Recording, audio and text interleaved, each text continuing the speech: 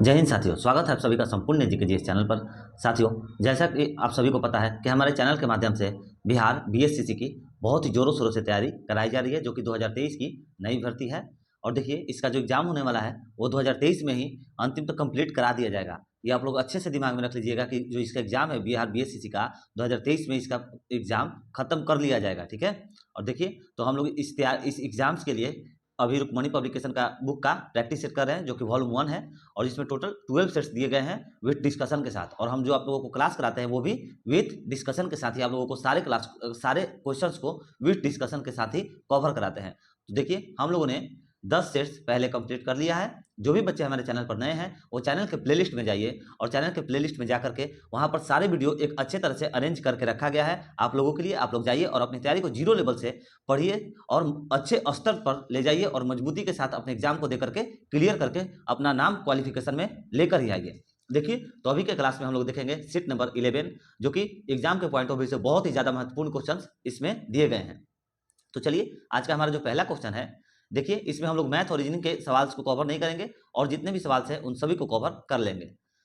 अगर आप लोगों का मैथ रीजनिंग के भी अगर पढ़ने का मन होगा तो आप लोग कमेंट में हमें जरूर बताइए। आप लोगों के लिए मैथ और रीजनिंग का भी क्लास हम स्टार्ट कर देंगे। आप लोग अगर कमेंट में बताइएगा तो ही, अगर नहीं बताइएगा तो फिर हम कैसे समझेंगे कि आप लोगों को क्या चीज़ का तैयारी करना है। ठीक है, तो आप लोग हमें कमेंट में जरूर बताइए। देखिए, यहाँ पर आज का हम लोग का जो पहला क्वेश्चन है वह है, निम्नलिखित में से कौन सा एक युग्म सुमेलित नहीं है। तो निम्नलिखित में से कौन सा एक युग्म सुमेलित नहीं है, तो जो सुमेलित नहीं है वो है Pampas Europe. Option number B is the right answer. ये जो है सही सुमेलित नहीं है, और सब जो है सही सुमेलित है।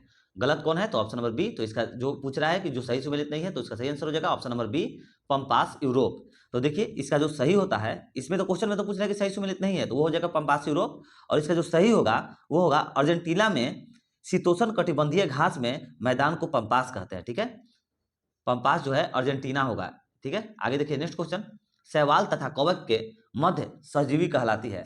तो शैवाल तथा कवक के मध्य जो सहजीवी कहलाती है, इसका राइट आंसर हो जाएगा लाइकेन सहजीवी। Option number C is the right answer. देखिए, शैवाल तथा कवक के मध्य लाइकेन सहजीवी कहलाती है, लाइकेन सहजीविता कहलाती है। और देखिए, लाइकेन शब्द का सर्वप्रथम प्रयोग थियोफ्रेस्टस ने किया था। किसने किया था, तो लाइकेन शब्द का सर्वप्रथम प्रयोग थियोफ्रेस्टस ने किया था। और लाइकेन वायु प्रदूषक के संकेतक होते हैं। लाइकेन जो है वायु प्रदूषण के संकेतक होते हैं, इसे जरूर याद रखिएगा। नेक्स्ट क्वेश्चन देखिए, नेक्स्ट क्वेश्चन कह रहा है, प्रकाशिक तंत्र में प्रकाश का संरक्षण किस सिद्धांत के अनुसार होता है। तो प्रकाशित तंत्र में प्रकाश का संरक्षण जो है किस सिद्धांत के अनुसार होता है, तो इसका सही आंसर हो जाएगा ऑप्शन नंबर बी, पूर्ण आंतरिक परावर्तन। देखिए, प्रकाशिक तंत्र में प्रकाश का जो संरक्षण होता है पूर्ण आंतरिक परावर्तन सिद्धांत के अनुसार होता है। और देखिए, जो पूर्ण आंतरिक परावर्तन के उदाहरण कुछ आप लोगों को बता दें। ये जो पूर्ण आंतरिक परावर्तन है, इसका कुछ उदाहरण आप लोग देख लीजिए। पहला उदाहरण हो जाएगा कि जैसे कांच में पड़ी दरारों का चमकना, हीरे का चमकदार दिखाई देना, पेपर वेट में वायु के बुलबुला चमकना, और रेगिस्तान में मरीचिका एवं ठंडे देशों में उन मरीचिका। ठीक है, ये सब जो है पूर्ण आंतरिक परावर्तन के उदाहरण है। नेक्स्ट क्वेश्चन देखिए, भारत के संविधान का अनुच्छेद 157 किससे संबंधित है। तो भारत के संविधान जो अनुच्छेद 157 है वो किससे संबंधित है, तो इसका राइट आंसर हो जाएगा राज्यपाल के रूप में नियुक्त के लिए योग्यता। Option number C is the right answer. देखिए, भारत के संविधान का जो अनुच्छेद 157 है, इसमें राज्यपाल के रूप में नियुक्त के लिए योग्यता से संबंधित है। ठीक है, और देखिए, राज्यपाल की जो नियुक्ति के लिए योग्यता क्या होती है, तो वो होती है उसे भारत का नागरिक होना चाहिए। राज्यपाल की नियुक्ति के लिए क्या योग्यता चाहिए किसी पर्सन में, तो पहला नंबर कि उसे भारत का नागरिक होना चाहिए, और तथा 35 वर्ष की आयु पूर्ण कर चुका हो, मतलब 35 वर्ष की आयु उसकी हो जानी चाहिए। और दूसरा नंबर पॉइंट कहता है कि राज्यपाल को उस राज्य का राज्यपाल नहीं नियुक्त किया जा सकता है जिस राज्य का वह निवासी है। जैसे मान लीजिए कि हम जैसे बिहार के हैं, तो हमें बिहार का राज्यपाल नहीं बनाया जा सकता। हम यूपी के बन सकते हैं, किसी भी दूसरे स्टेट के बन सकते हैं, मगर हम बिहार के नहीं बन सकते हैं। दूसरे स्टेट का वो पर्सन होना चाहिए राज्यपाल बनने के लिए। ठीक है, आगे देखिए नेक्स्ट क्वेश्चन, दक्षिणी गोलार्ध में समताप रेखाओं का कम टेढ़ी मेढ़ी होने का प्रमुख कारण है। तो इसका राइट आंसर हो जाएगा ऑप्शन नंबर सी, विशाल महासागरीय विस्तार है। देखिए दक्षिणी गोलार्ध में समताप रेखाओं का कम टेढ़ी-मेढ़ी होने का प्रमुख कारण है विशाल महासागरीय विस्तार है। ठीक है, option number C is the right answer. Next question देखिए, राष्ट्रीय मानवाधिकार आयोग का अध्यक्ष किसे नियुक्त किया जा सकता है? तो किसे नियुक्त किया जा सकता है? तो इसका राइट आंसर हो जाएगा भारत का सेवानिवृत्त मुख्य न्यायाधीश। Option number B is the right answer. देखिए राष्ट्रीय मानवाधिकार आयोग का अध्यक्ष भारत का सेवानिवृत्त मुख्य न्यायाधीश को नियुक्त किया जा सकता है। और देखिए सेकंड नंबर इसका इंपॉर्टेंट पॉइंट कहता है कि राष्ट्रीय मानवाधिकारी आयोग एक सांविधिक निकाय है और इसका जो गठन है 1993 में हुआ था।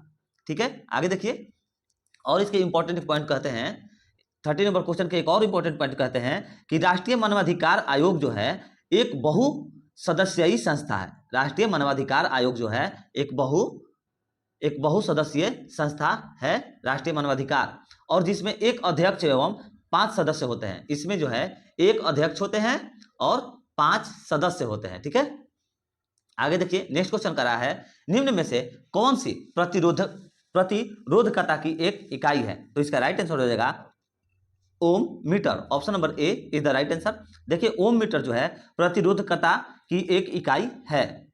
आगे देखिए नेक्स्ट क्वेश्चन, राष्ट्रीय खेल दिवस मनाया जाता है।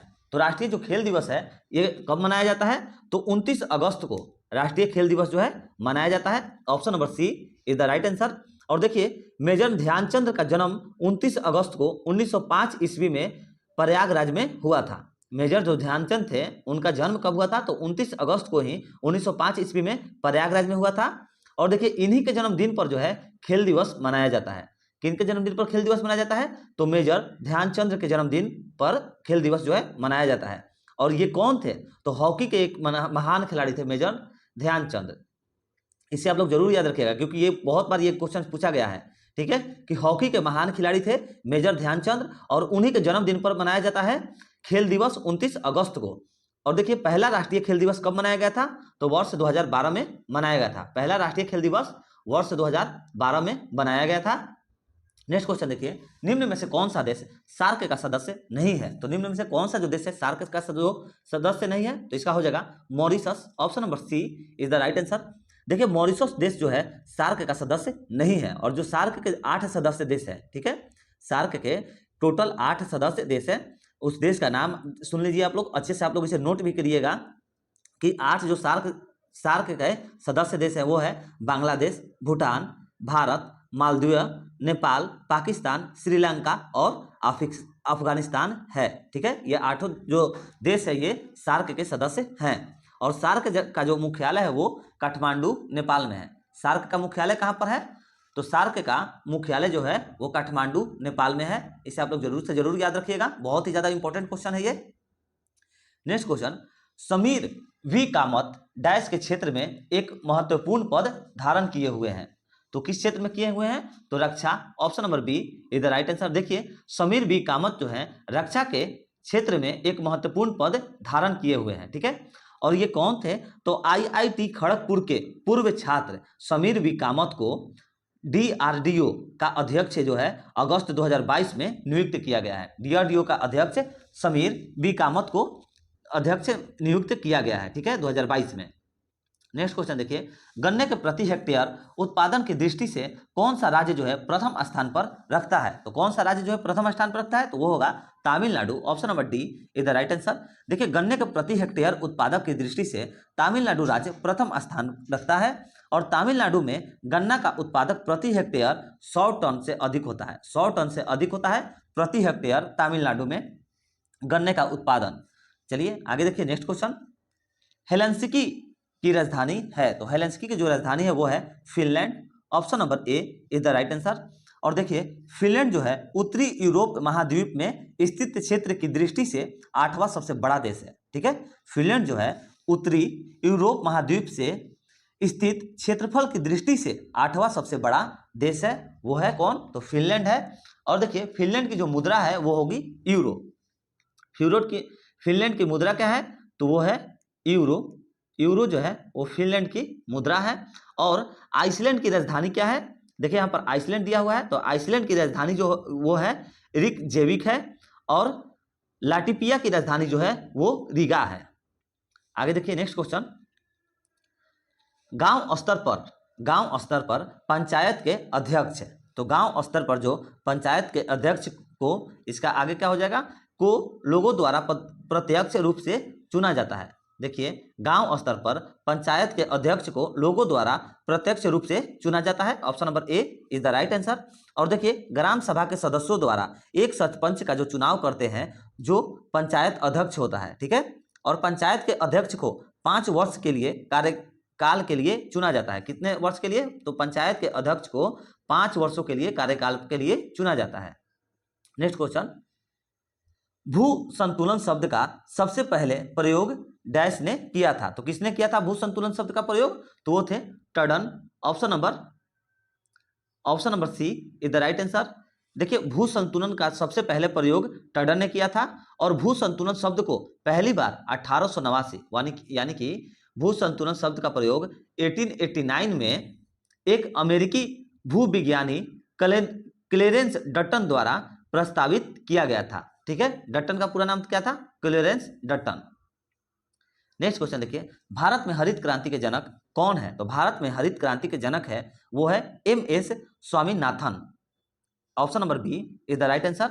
भारत में हरित क्रांति के जनक जो है MS स्वामीनाथन है। और भारत में हरित क्रांति का प्रारंभ जो हुआ था वो 1966 से लेकर के 67 तक स्वामीनाथन ने किया था। देखिए भारत में हरित क्रांति का प्रारंभ 1966 से लेकर के 1967 में प्रारंभ हुआ था। और देखिए भारत में हरित क्रांति का प्रारंभ जो है पंजाब, हरियाणा तथा पश्चिम उत्तर प्रदेश में गेहूं की खेती में उन्नत बीजों के प्रयोग के साथ हुआ था, ठीक है। आगे देखिए नेक्स्ट क्वेश्चन, तंजौर का राजेश्वर मंदिर किसने बनवाया था, तो तंजौर का जो राजेश्वर मंदिर है वो किसने बनवाया था, तो थे राजराज प्रथम। ये क्वेश्चन बहुत बार पूछा गया है, देख लीजिए ऑप्शन नंबर ए इसका सही आंसर होगा। ये बहुत ही ज्यादा VBI है। ये आप लोगों को अगर नहीं विश्वास है तो आप लोग पहले के सीट्स जाकर के प्लेलिस्ट से करिए और देखिए। आप लोगों की जो सिर्फ इस बुक से हम जो कराए हैं, इस बुक में आप लोगों को 5 से 6 सेट्स में ये क्वेश्चन अभी तक पूछे जा चुके हैं कि तंजौर का राजेश्वर मंदिर किसने बनवाया था। तो तंजौर का जो राजेश्वर मंदिर बनवाया था वो था राज प्रथम ने बनवाया था। और देखिए इसके इंपॉर्टेंट पॉइंट्स हैं कि तंजौर का राजेश्वर मंदिर को बृहदीश्वर के नाम से भी जाना जाता है और यह भगवान शिव को समर्पित मंदिर है। यह मंदिर जो है भगवान शिव को समर्पित मंदिर है। और देखिए बृहदीश्वर मंदिर द्रविड़ शैली का सर्वप्रथम नमूना माना जाता है और यह भारत के मंदिरों में सबसे बड़ा मंदिर है। भारत के मंदिरों में सबसे बड़ा मंदिर है, ठीक है। आगे देखिए नेक्स्ट क्वेश्चन कह रहा है हमारा, सुगोल की संधि नेपाल कब संपन्न हुई। तो जो सुगोल की संधि है नेपाल 1816 में संपन्न हुई। Option number B is the right answer 1816। और देखिए सुगोल की संधि जो है वो लॉर्ड हेस्टिंगस के कार्यकाल में हुआ था। सुगोली की संधि जो है लॉर्ड हेस्टिंगस के कार्यकाल में हुआ था। और देखिए लॉर्ड हेस्टिंगस का कार्यकाल 1813 से लेकर के 1823 तक रहा था। लॉर्ड हेस्टिंगस का जो कार्यकाल था वो 1813 से लेकर के 1823 तक रहा था। इसे आप लोग जरूर याद रखिएगा। नेक्स्ट क्वेश्चन देखिए कि हाल ही में भारतीय पुरातत्व सर्वेक्षण ने राज्य के बांध व गढ़ टाइगर रिजर्व में नए स्थलों की खोज की है। तो किस राज्य ने की है, तो इसका राइट आंसर हो जाएगा option number B Madhya Pradesh. देखिए हाल ही में भारतीय पुरातत्व सर्वेक्षण ने मध्य प्रदेश राज्य के बांधवगढ़ टाइगर रिजर्व में नए स्थलों की खोज की है। और देखिए इसका इंपॉर्टेंट पॉइंट यह भी कहता है कि यहाँ से ASI को 2000 साल पुराना 26 गुफाएं मिली है। इस जगह से ASI को 2000 साल पुराना जो है 26 गुफाएं मिली है, ठीक है, 26 गुफाएं मिली है। आगे देखिए नेक्स्ट क्वेश्चन, निम्न में से कौन सी संस्था जो है भारत का राष्ट्रीय लेखा सांख्यिकी तैयार करने के लिए उत्तरदायी है। तो इसका राइट आंसर हो जाएगा ऑप्शन नंबर ए केंद्रीय सांख्यिकी संगठन। ऑप्शन नंबर ए केंद्रीय सांख्यिकी गठन। देखिए केंद्रीय सांख्यिकी गठन जो है संस्था भारत को राष्ट्रीय लेखा सांख्यिकी तैयार करने के लिए उत्तरदायी है। और केंद्रीय सांख्यिकी गठन जो है भारत सरकार के अंतर्गत काम करता है। केंद्रीय सांख्यिकी संगठन जो है वो भारत सरकार के अंतर्गत कार्य जो है करता है।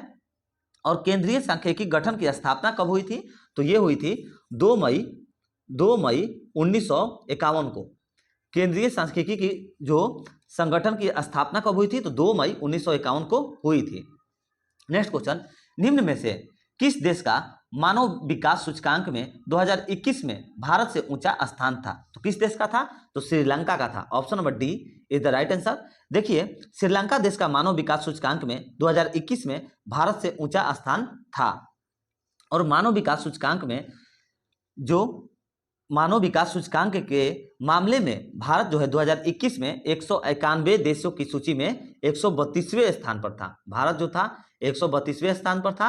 और प्रथम स्थान पर कौन था? तो वो था श्रीलंका, जो कि भारत से ऊंचा था। आगे देखिए, नेक्स्ट क्वेश्चन देखते हैं। सुभाष बोस यानी कि सुभाष चंद्र बोस आपदा प्रबंधक पुरस्कार 2022 में विजेता कौन है? तो इसका राइट आंसर हो जाएगा सुभाष बोस आपदा प्रबंधक पुरस्कार 2022 के विजेता वो हैं Vinod Sharma. Option number D is the right answer, Vinod Sharma है। और देखिए, सुभाष चंद्र बोस का आपदा प्रबंधक पुरस्कार हर साल 23 जनवरी को नेताजी सुभाष चंद्र बोस की जयंती पर दी जाती है। कब दी जाती है? 23 जनवरी को। 23 जनवरी को हर साल में दी जाती है। और किनके जन्मदिन पर? तो नेताजी सुभाष चंद्र बोस के जन्मदिन पर दी जाती है। और सुभाष चंद्र बोस का आपदा प्रबंधक पुरस्कार में किसी संस्थागत श्रेणी को 51 लाख रुपए तथा व्यक्तिगत स्तर पर 5 लाख रुपए नगद दी जाती है। देखिए, सुभाष चंद्र बोस आपदा प्रबंधक पुरस्कार में किसी संस्था को 51 लाख रुपए दिए जाते हैं। जो संस्था चुने जाते हैं उसको 51 लाख रुपए दिए जाते हैं। और तथा जो व्यक्ति रहते हैं उनको 5 लाख रुपए नगद पुरस्कार दिया जाता है। नेक्स्ट क्वेश्चन, भाषा सम्मान पुरस्कार दिया जाता है। तो भाषा सम्मान जो पुरस्कार है वो दिया जाता है।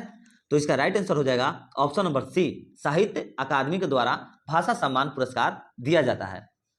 और देखिए, भाषा सम्मान पुरस्कार जो है हर साल दिया जाता है। और इसे साहित्य अकादमी ने 1996 में प्रारंभ किया था। और भाषा सम्मान पुरस्कार में 1 लाख रुपए तथा पट्टिका दिया जाता है। भाषा सम्मान पुरस्कार में 1 लाख रुपए तथा पट्टिका भी दिया जाता है। और देखिए, साहित्य अकादमी पुरस्कार की स्थापना 1954 में हुई थी। साहित्य अकादमी जो पुरस्कार है इसकी स्थापना कब हुई थी?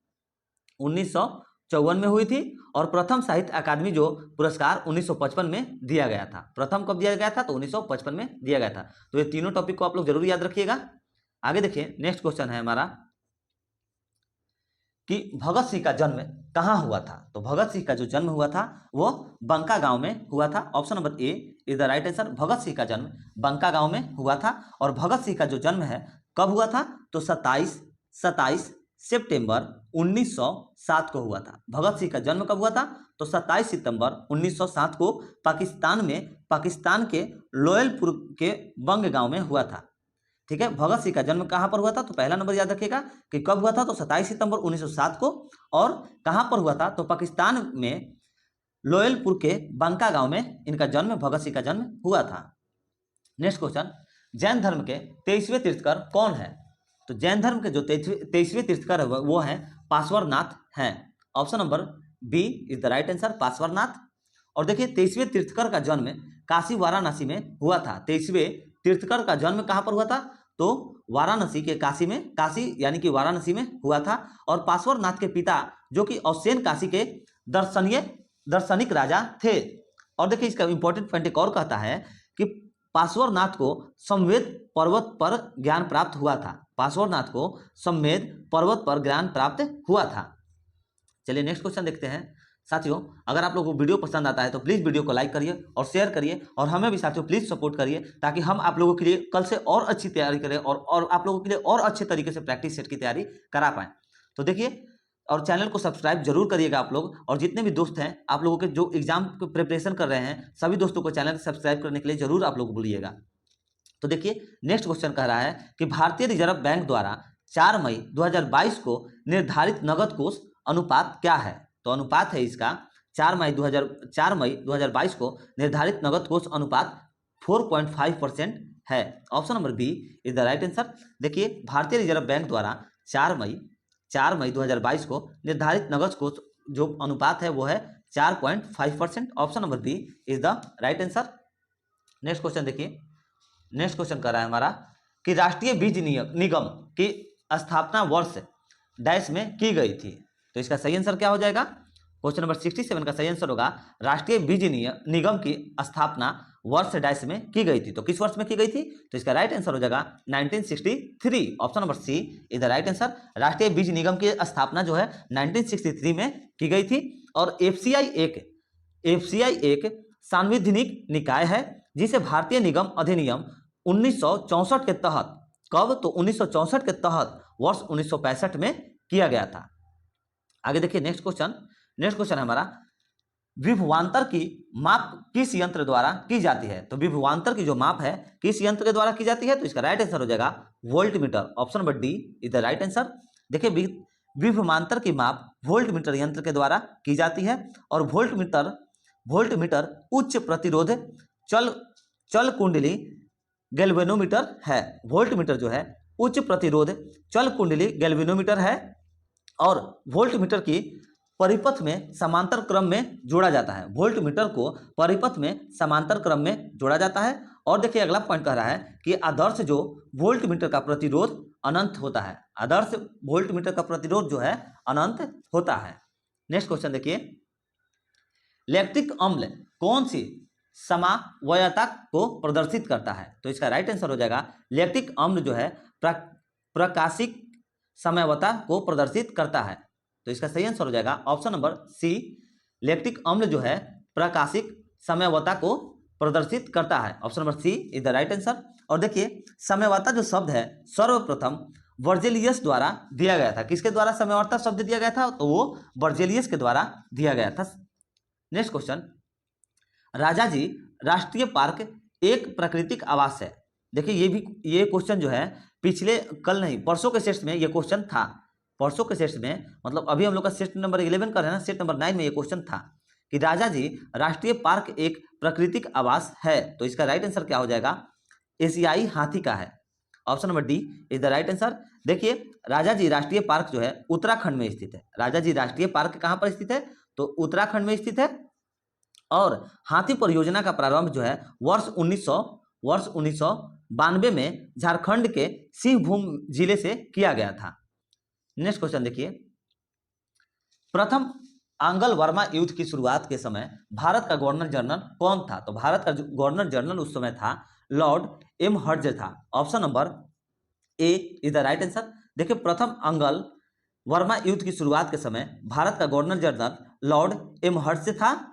और लॉर्ड एम हर्स्ट का कार्यकाल जो है 1823 से 1828 ईस्वी तक था। इसका कार्यकाल कितने से कितने तक था?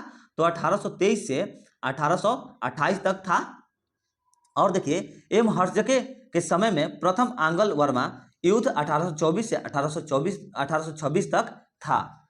नेक्स्ट क्वेश्चन, बिहार के न्यूनतम आर्थिक सर्वे के अनुसार बिहार है। तो बिहार क्या है? तो वह है राजस्व घाटा राज्य है। देखिए बिहार के न्यूनतम आर्थिक सर्वे के अनुसार बिहार राजस्व घाटा राज्य है। Option number A is the right answer. और देखिए 28 फरवरी 2022 को, कब? तो 28 फरवरी 2022 को बिहार के तत्कालीन वित्त मंत्री तारकिशोर प्रसाद ने वर्ष 2022-23 के लिए बजट प्रस्तुत किया था। और देखिए बिहार का राजकोषीय घाटा जो है 25,885 करोड़ रुपए, जो कि जीडीपी का 3.47%, 3.47% है।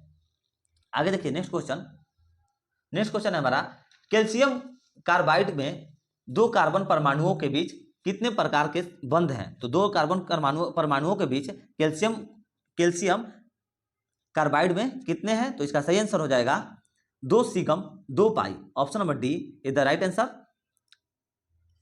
देखिए नहीं ये गलत होगा, सॉरी हमसे गलत हुआ है। 1 सिगम होता है, 1 सिग्मा और 2 पाई होता है। Option number B is the right answer. देखिए कैल्शियम कार्बाइड में 2 कार्बन परमाणुओं के बीच 1 सिग्मा और 2 पाई बंद होता है। Option number B is the right answer. Next question देखिए कि मिशन इंद्रधनुष का मुख्य उद्देश्य क्या है? तो मिशन इंद्रधनुष का जो मुख्य उद्देश्य है वो है सभी बच्चों और गर्भवती महिलाओं का टीकाकरण है।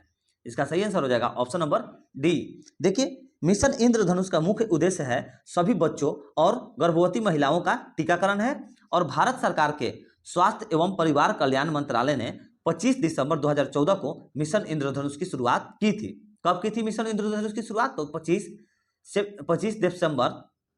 25 दिसंबर 2014 को मिशन इंद्रधनुष की शुरुआत की गई थी।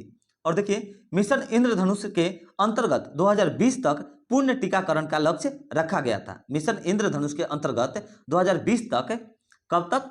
तो 2020 तक पूर्ण टीकाकरण का लक्ष्य रखा गया था। इसे आप लोग जरूर याद रखिएगा। नेक्स्ट क्वेश्चन, वह शैवाल जिसका उपयोग अंतरिक्ष यात्री भोजन के रूप में करते हैं, तो वह कौन सा शैवाल है जिसका उपयोग अंतरिक्ष यात्री जो होते हैं वो भोजन के रूप में करते हैं? तो इसका राइट आंसर हो जाएगा chlorella. Option number A is the right answer. देखिए वह शैवाल जिसका उपयोग अंतरिक्ष यात्री भोजन के रूप में करते हैं वो है क्लोरोरेला है, क्लोरोला है। Option number A is the right answer. Next question, उच्च न्यायालय के न्यायाधीशों की नियुक्ति कौन करता है? तो उच्च न्यायालय के न्यायाधीशों की नियुक्ति कौन करता है? तो इसका राइट आंसर हो जाएगा ऑप्शन नंबर ए, राष्ट्रपति करते हैं। Option number A is the right answer. देखिए उच्च न्यायालय के न्यायाधीशों की नियुक्ति जो है राष्ट्रपति करते हैं, और उच्च न्यायालय के मुख्य न्यायाधीश की नियुक्ति करते समय राष्ट्रपति भारत के मुख्य न्यायाधीश और संबंधित राज्य के राज्यपाल से परामर्श करते हैं। और देखिए नेक्स्ट क्वेश्चन, संविधान के भाग 6 में अनुच्छेद 2014 से 2031 तक उच्च न्यायालयों के गठन, स्वतंत्रता, न्यायाधीश क्षेत्र और शक्तियां, प्रक्रिया आदि का वर्णन किया गया है। देखिए इसे हम आप लोगों को फिर से बतला देते हैं, इससे आप लोग जरूर नोट करिएगा, ये बहुत इंपॉर्टेंट टॉपिक है कि संविधान के भाग 6 में अनुच्छेद 214 से लेकर के 231 तक जो है उच्च न्यायालयों के गठन और स्वतंत्रता, न्यायिक क्षेत्र और शक्तियां का, प्रक्रिया आदि का वर्णन किया गया है, इस अनुच्छेद में किया गया है। और देखिए वर्तमान में जनवरी 2023 को देश में 25 उच्च न्यायालय हैं। जनवरी 2023 तक देश में 25 उच्च न्यायालय हैं। नेक्स्ट क्वेश्चन, ब्रेड बनाने में डैश का उपयोग किया जाता है। तो ब्रेड बनाने में किसका उपयोग किया जाता है? वो होता है, इसका सही आंसर हो जाएगा saccharomyces cerevisiae. Option number D is the right answer. Bread बनाने में सैक्रोमाइसिस सेरेविसी का उपयोग किया जाता है। नेक्स्ट क्वेश्चन, भारतीय संविधान में किस संशोधन अधिनियम के द्वारा न्यायाधिकरण यानी कि ट्रिब्यूनल जोड़े गए? तो इसका राइट आंसर हो जाएगा संविधान 42 में। Option number A is the right answer. 42वां संशोधन में जोड़े गए।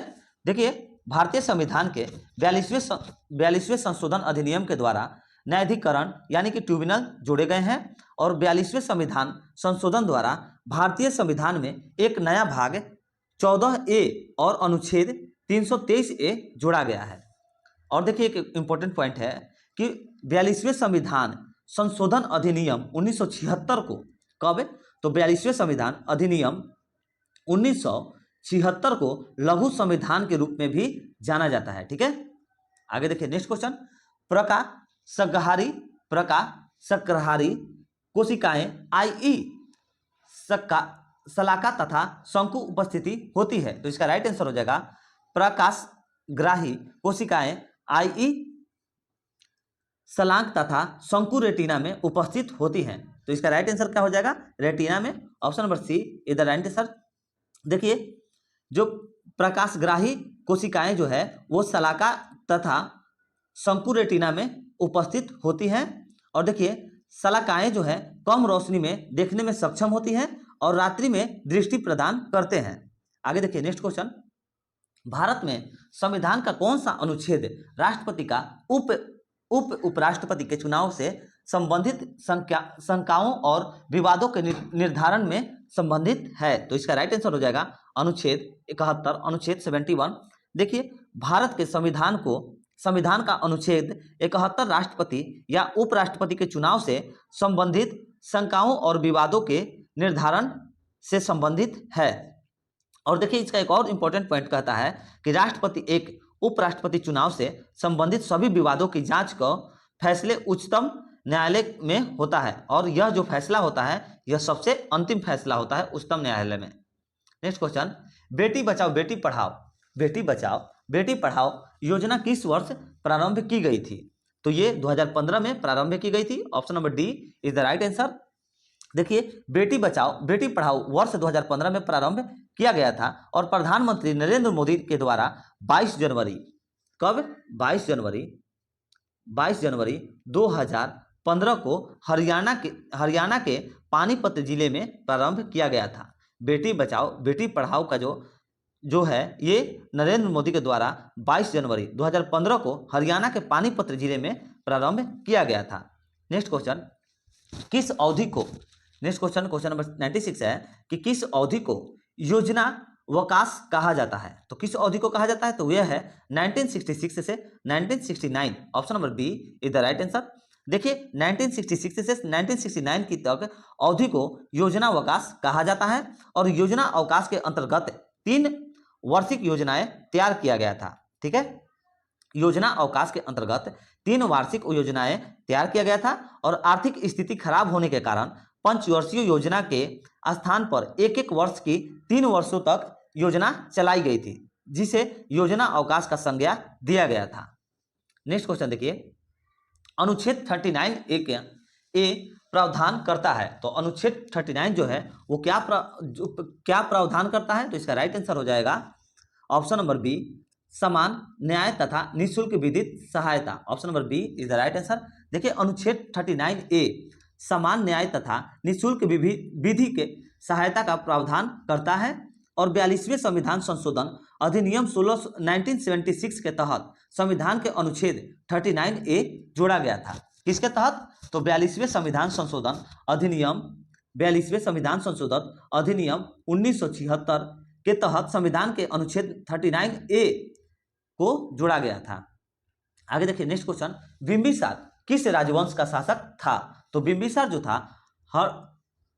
हर्यक राजवंश का शासक था। Option number D is the right answer. Bimbisara जो था वो हर्यक राजवंश का शासक था और देखिए बिंबिसार हर्यक वंश का संस्थापक, कूटनीतिज्ञ और दूरदर्शी शासक था और जिसका शासनकाल 544 ईस्वी पूर्व से लगभग 592 ईस्वी पूर्व तक था।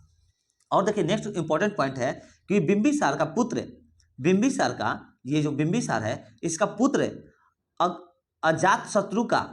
अजातशत्रु था। बिंबिसार का जो पुत्र था अजातशत्रु था, जिसे अपने पिता की हत्या कर लगभग 492 ईस्वी पूर्व में मगध की गद्दी पर बैठा था।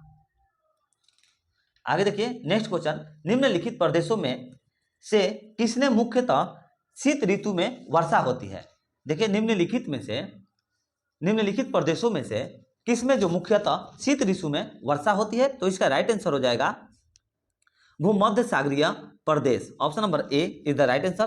देखिए भूमध्य सागरीय प्रदेश में मुख्यतः शीत ऋतु में वर्षा होती है और भूमध्य सागरीय प्रदेशों में औसतः वार्षिक वर्षा जो है 35 से 90 सेंटीमीटर तक होती है औसतः वर्षा। और देखिए भूमध्य सागरीय प्रदेशों में वृक्षों की पत्तियां छोटी, चौड़ी एवं मोटी होती है। भूमध्य सागरीय प्रदेशों में जो वृक्षों की पत्तियां होती है वो छोटी, चौड़ी एवं मोटी तथा वृक्षों की जो ऊंचाई होती है वो सघनता कम होती है। आगे देखिए नेक्स्ट क्वेश्चन कह रहा है हमारा कि राष्ट्रीय शिक्षा दिवस किस तारीख को मनाया जाता है। तो राष्ट्रीय शिक्षा दिवस जो है 11 नवंबर को मनाया जाता है। Option number B is the right answer. और देखिए स्वतंत्र भारत के प्रथम शिक्षा मंत्री मौलाना अब्बुल कलाम आजाद के जन्मदिन पर राष्ट्रीय शिक्षा दिवस मनाया जाता है। ठीक है, और देखिए और इसका पॉइंट कहता है कि प्रथम बार राष्ट्रीय शिक्षा दिवस जो है 2008 में मनाया गया था। कब मनाया गया था, तो 2008 में 11 नवंबर को प्रथम बार जो है शिक्षा दिवस मनाया गया था। और देखिए मौलाना अब्बुल कलाम जो है उनका आजाद का जन्म कब हुआ था, तो 11 नवंबर 1888 में इनका जन्म हुआ था। 1888 में इनका जन्म मक्का में हुआ था। कहां पर हुआ था, तो मक्का में हुआ था। नेक्स्ट क्वेश्चन, कॉन्ट्रेल अवक्षेपक का उपयोग किया जाता है। तो इसका राइट आंसर हो जाएगा कॉन्ट्रेल अवक्षेपक का उपयोग जो है धुएं से कार्बन कणों को अवक्षेपित करने में किया जाता है। Option number A is the right answer. आगे देखिए नेक्स्ट क्वेश्चन है हमारा कि आरबीआई द्वारा नकद आरक्षित अनुपात CRR में वृद्धि की घोषणा का अर्थ है। तो क्या है इसका अर्थ, तो इसका सही आंसर हो जाएगा वाणिज्यिक बैंकों के पास उधार देने के लिए धन कम होगा। Option number A is the right answer. देखिए आरबीआई द्वारा नगद आरक्षित अनुपात सीआरआर में वृद्धि की घोषणा का अर्थ वाणिज्य बैंकों के पास उधार देने के लिए धन कम होगा। और आरबीआई भारत का केंद्रीय बैंक है। जो आरबीआई है, आरबीआई जो है वो भारत का केंद्रीय बैंक है और आरबीआई जो है भारत सरकार और बैंकों का भी बैंकर के रूप में कार्य करती है। आरबीआई जो है, आरबीआई ये भारत सरकार और बैंकों के बैंकर के रूप में भी कार्य करती है। नेक्स्ट क्वेश्चन देखिए कि शिंजो आबे डैश के प्रसिद्ध नेता थे। तो शिंजो आबे जो थे वो कहाँ के प्रसिद्ध नेता थे? तो वो थे जापान के। Option number A is the right answer. देखिए शिंजो आबे जो थे 2006 से लेकर के 2007 और पुनः 2012 से 2020 तक जापान के प्रधानमंत्री थे। कब कब थे? तो शिंजो आबे जो थे 2006 से लेकर के 2006 से 2007 तक और पुनः 2012 से लेकर के 2020 तक जापान के प्रधानमंत्री थे। और शिंजो आबे जो हैं वो लिबरल डेमोक्रेटिक पार्टी के नेता थे। Shinzo Abe liberal democratic party के नेता थे। और शिंजो आबे का हत्या जो है 8 जुलाई 2022 को कर दिया गया। शिंजो आबे का हत्या कब किया गया था? तो 8 जुलाई 2022 को। देखिए इसे नोट कर लीजिए, शिंजो आबे का हत्या 8 जुलाई 2022 को किया गया था। ठीक है, आगे देखिए नेक्स्ट क्वेश्चन। जगदीशपुर बिहार में 1857 की क्रांति का नेतृत्वकर्ता कौन था? तो जगदीशपुर बिहार में 1857 की क्रांति का नेतृत्वकर्ता जो था वो था वीर कुंवर सिंह थे। Option number B is the right answer. Veer Kunwar Singh सही आंसर होगा। देखिए जगदीशपुर वर्तमान में बिहार के भोजपुर जिला में स्थित है, जहां के दुलौरा गांव में बाबू कुंवर सिंह का जन्म हुआ था। और देखिए नेक्स्ट पॉइंट है कि कुंवर सिंह 1857 के क्रांति के महानायक थे। कुंवर सिंह जो थे 1857 की क्रांति के महानायक इनको कहा जाता था। और कुंवर सिंह ने विद्रोही सैनिकों का नेतृत्व 26 जुलाई कुंवर सिंह ने विद्रोही सैनिकों का नेतृत्व जो है 26 जुलाई 1857 को आरा में किया था। कुंवर सिंह ने विद्रोही सैनिकों का नेतृत्व जो है 26 जुलाई 1857 को आरा जिला में किया था। और कुंवर सिंह का जो मृत्यु है वो 26 अप्रैल, कुंवर सिंह का मृत्यु कब हुआ था? तो 26 अप्रैल 1858 को लगभग 80 वर्ष की अवस्था में, कब? तो 80 वर्ष की अवस्था में इनका जो है निधन हुआ था, मृत्यु हो गया था। नेक्स्ट क्वेश्चन, आवश्यक गणितज्ञ 2021 के लिए रामानुजन पुरस्कार दिया गया है। तो आवश्यक गणितज्ञ 2021 के लिए रामानुजन पुरस्कार जो है वो नीना गुप्ता को दिया गया है। Option number D is the right answer. Neena Gupta को दिया गया है। और देखिए नीना गुप्ता जो है वो कोलकाता के भारतीय सांख्यिकी संस्थान में गणित के प्रोफेसर हैं। नीना गुप्ता जो है कोलकाता के भारतीय, देखिए पहले मार्क कर दिया आप लोगों के लिए कि नीना गुप्ता जो हैं कोलकाता के भारतीय सांख्यिकी संस्थान में गणित के प्रोफेसर हैं। और रामानुजन जो थे पुरस्कार पहली बार वर्ष 2005 में दिया गया था। रामानुजन पुरस्कार जो है वर्ष 2005 में पहली बार दिया गया था। इसे भी आप लोग जरूर याद रखिएगा।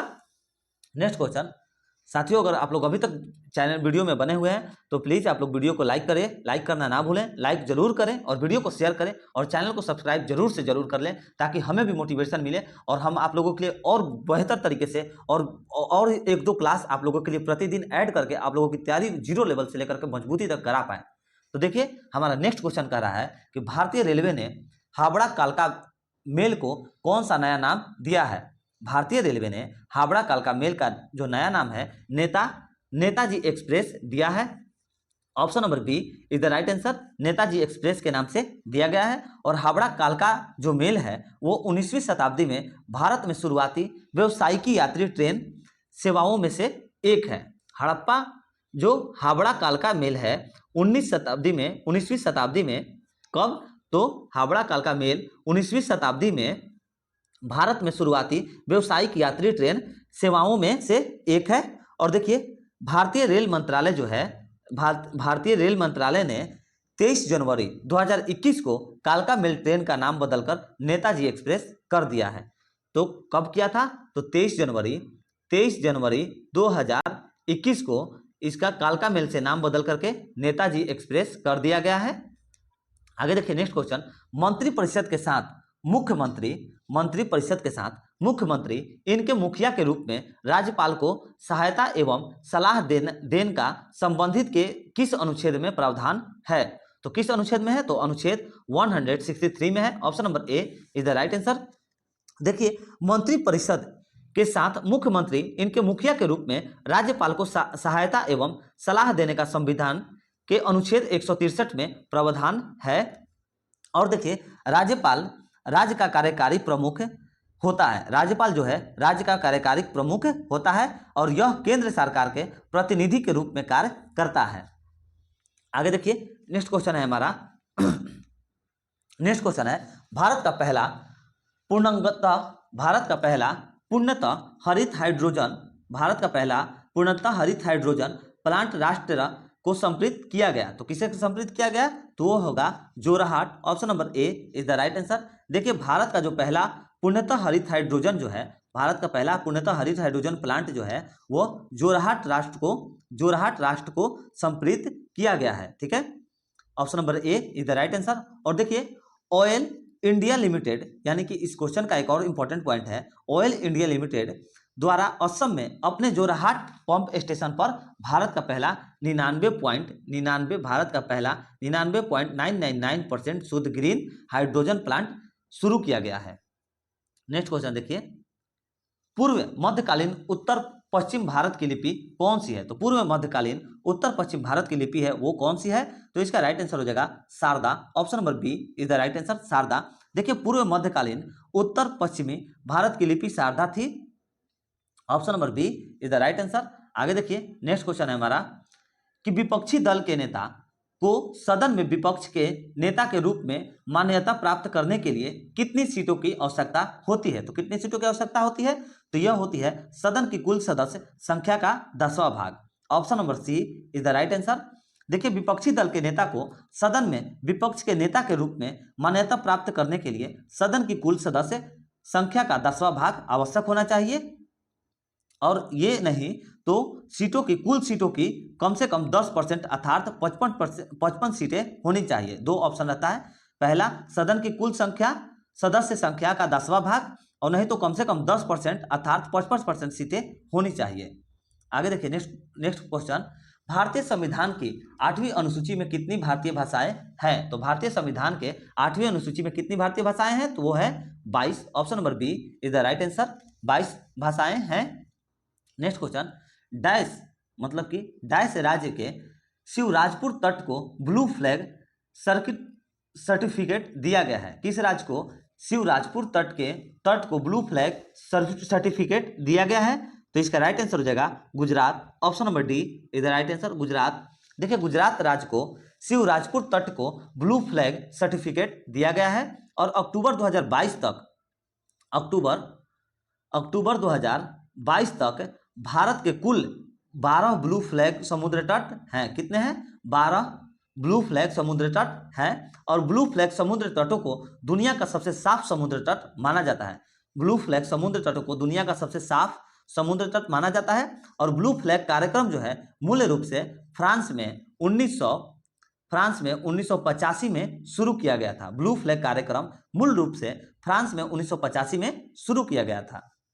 नेक्स्ट क्वेश्चन देखिए, भारत का पहला चंद्र अभियान 1 किस स्थान से लॉन्च किया गया था? तो इसका राइट आंसर हो जाएगा श्री हरिकोटा से किया गया था। Option number B is the right answer, Sriharikota. Bharat का पहला चंद्र अभियान 1 जो है श्री हरिकोटा से लॉन्च किया गया था, और चंद्रयान 1 को 22 अक्टूबर 2008 को लॉन्च किया गया था। कब किया गया था? तो 22 अक्टूबर 2008 को श्री हरिकोटा में लॉन्च किया गया था। और देखिए भारत सरकार ने नवंबर 2023 में पहली बार भारतीय मून मिशन के लिए इसरो के प्रस्ताव चंद्रयान को मंजूरी दी थी। नेक्स्ट क्वेश्चन, किसे यूनेस्को शांति पुरस्कार 2022 दिया गया? तो किसे दिया गया है? तो वो है Angela Merkel. Option number A is the right answer. देखिए एंजेला मर्केल को यूनेस्को शांति पुरस्कार 2022 में दिया गया है, और पूर्व जर्मन चांसलर एंजेला मर्केल को शरणार्थियों का स्वागत करने के उनके प्रयासों के लिए 2022 का यूनेस्को शांति पुरस्कार दिया गया था। और इसका एक इंपॉर्टेंट पॉइंट है कि यूनेस्को शांति पुरस्कार की स्थापना जो है कब हुई थी, तो 1989 में हुई थी। चलिए आगे बढ़ते हैं। नेक्स्ट क्वेश्चन, यूएई की मुद्रा क्या है? तो यूएई की मुद्रा जो है वो दिरहम है। Option number A is the right answer. UAE की मुद्रा जो है वो दिरहम है। और देखिए ईरान का एक जो मुद्रा होता है, ईरान का मुद्रा है रियाल, ईरान का मुद्रा है रियाल। और इराक का मुद्रा है दिनार, इराक का मुद्रा है दिनार। और इंडोनेशिया का मुद्रा है रुपया। ठीक इसी तरह से मंगोलिया का जो होता है वो तुगरिक होता है। और मालदीव का जो होता है वो रफिया होता है। तो इसमें क्या पूछ रहा है, यूएसई की मुद्रा क्या है? तो वो है दिरहम। Option number A is the right answer. Next question, 2022 के राष्ट्रमंडल खेल राष्ट्रमंडल खेल थे। तो 2022 के जो राष्ट्रमंडल खेल थे वो 22वें राष्ट्रमंडल खेल थे, 22वें राष्ट्रमंडल खेल थे। Option number B is the right answer. देखिए 2022 के राष्ट्रमंडल खेल का आयोजन जो है इंग्लैंड के वर्धीधम में हुआ था। कहां पर हुआ था? तो 2022 के राष्ट्रमंडल खेल का आयोजन इंग्लैंड के वर्मीधर्म में हुआ था, वर्मीधम में हुआ था। और 2022 के राष्ट्रमंडल खेल में भारत ने कुल 61 पद को चौथे स्थान पर रहा था। कुल 61 पद के साथ चौथे स्थान पर भारत रहा था। और जबकि ऑस्ट्रेलिया जो है कुल 178 पदों के साथ प्रथम स्थान पर रहा था। ठीक है, भारत कितने स्थान पर रहा था? तो चौथे स्थान पर रहा था। और कितना पदक जीता था? तो 61 पदक जीता था। और ऑस्ट्रेलिया जो था प्रथम स्थान पर रहा था, कितने पदों के साथ? तो 178 पदकों के साथ था। नेक्स्ट क्वेश्चन, निम्नलिखित में से कौन सा विभाग गृह मंत्रालय के अधीन नहीं है? तो निम्नलिखित में से कौन सा विभाग जो है गृह मंत्रालय के अधीन नहीं है? तो है कानून व्यवस्था विभाग। Option number D is the right answer.